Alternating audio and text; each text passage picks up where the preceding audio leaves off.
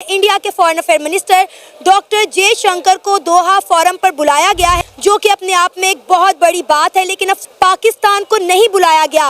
एक वक्त था कि इस तरह की इंटरनेशनल मीटिंग पर पाकिस्तान को बुलाया जाता था, लेकिन हम देख रहे हैं कि गुजरते वक्त के साथ साथ अरब ममालिक पाकिस्तान की जगह इंडिया को दे रहे हैं। अब इंडिया क्यों, इंडिया नहीं होगा तो कौन होगा? दोहा फोरम में इंडिया, किसी दुनिया के किसी भी बड़े से बड़े फोरम पर इंडिया नहीं होगा तो कौन होगा भाई?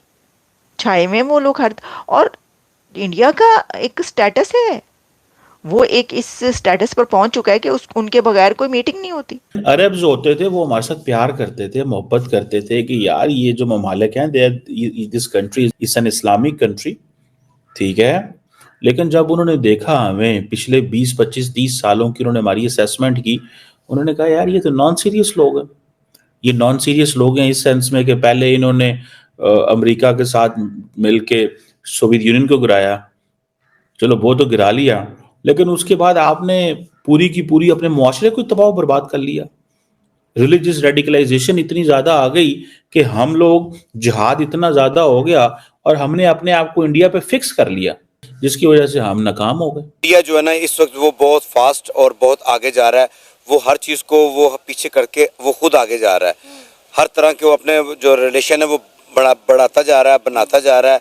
उसको पता है कि हमने दुनिया अपने आप को कैसे आगे लेके जाना है, दुनिया की दौड़ में हमने कैसे आगे निकलना है। दोस्तों, ये वही मुस्लिम वर्ल्ड है, ये वही उम्मा है जो आज से सिर्फ 10-11 साल पहले तक पाकिस्तान के कहने पर छोटी छोटी बातों पर भारत के ऊपर चढ़ दौड़ता था।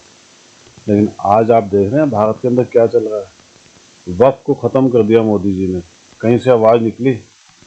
आज जगह जगह पे मुसलमान, जहाँ भारत के अंदर जितने भी हैं, वो टीवी पे आकर शोर मचा रहे हैं, लेकिन कहीं आपको आवाज़ सुनाई दे रही है? अगर यही पुराना वक्त होता ना दोस्तों, यहाँ हंगामा कट चुका होता, सिर के ऊपर हमारे ओले पड़ चुके होते। लेकिन मजाल है कोई बोल जाए। और देखिए मजेदार बात क्या है, पाकिस्तान को ही निकाल के बाहर कर दिया उम्मा से। अब पाकिस्तान को ही नहीं बुलाता है। पाकिस्तान की अहमियत ये कर दी है कि उसको भिखारी बना के छोड़ दिया है। दोस्तों, आने वाले दिनों के अंदर पाकिस्तान की मुस्लिम वर्ल्ड के अंदर जो अहमियत है वो आपको पता लग जाएगा, कुत्ते से ज़्यादा नहीं होगी। हालांकि अभी भी उसकी नहीं है, लेकिन अभी भी 2-3 कंट्री हैं, टर्की और अजरबैजान जैसे। धीरे धीरे वो भी इसका साथ छोड़ जाएंगे और तब ये अकेला रह जाएगा। कमेंट्स कीजिएगा दोस्तों, वीडियो को लाइक और चैनल सब्सक्राइब जरूर कीजिएगा। Thank you very much. तो भारत के minister for external affair doctor Jaishankar जो हैं, वो इस वक्त कतर में मौजूद हैं। दोहा फोरम में उनको बुलाया गया है, और ये बुलाया इसलिए गया है ताकि दुनिया के जो अमन है उसके हवाले से बात की जाए। क्या वजह है कि अब पाकिस्तान को नहीं बुलाया जाता? क्या वजह है कि पाकिस्तान को नहीं बुलाया जाता? क्यों ऐसे हुआ? आप इस चीज़ को एनालाइज करें कि एक वक्त होता था कि पाकिस्तान को हर जगह इनवाइट किया जाता था, हर जगह बुलाया जाता था। आज हमारी लीडरशिप हमें इस मुकाम पे लेके आ गई है कि हमें कोई बुलाता ही नहीं है, हमें कोई इंगेज ही नहीं करता। डॉक्टर जयशंकर जो है उसको इसलिए बुलाया जाता है because he is a serious player.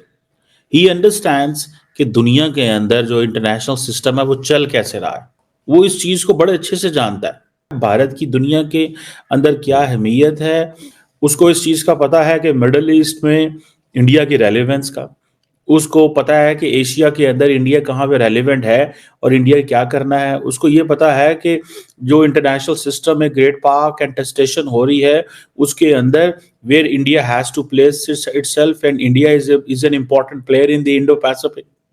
उसको इन सारी चीजों का पता है।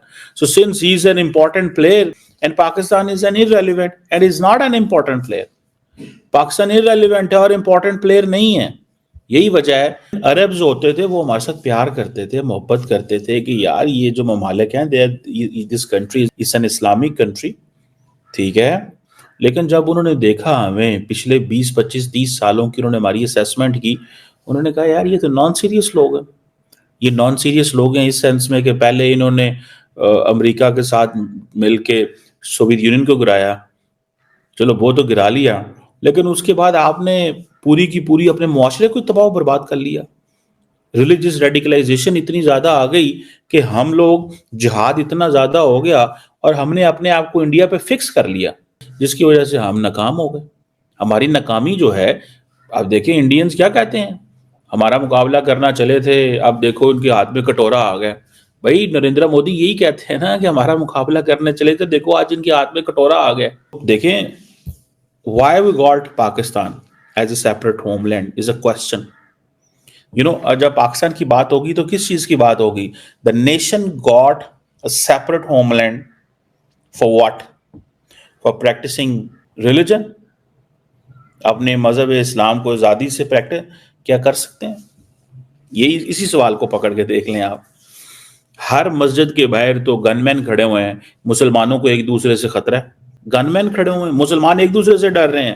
ادھر کہتے تھے جی ادھر ہندو ہوگا، وہ ہمیں مارتے ہیں، وہ ہم ان کے ساتھ رہ نہیں سکتے، وہ میجورٹی میں ہیں، وہ یہ ہیں، وہ ہیں، اگر ہم رہے ہماری آزادی نہیں ہوگی، فریڈم نہیں ہوگی، دس اینڈ دیٹ.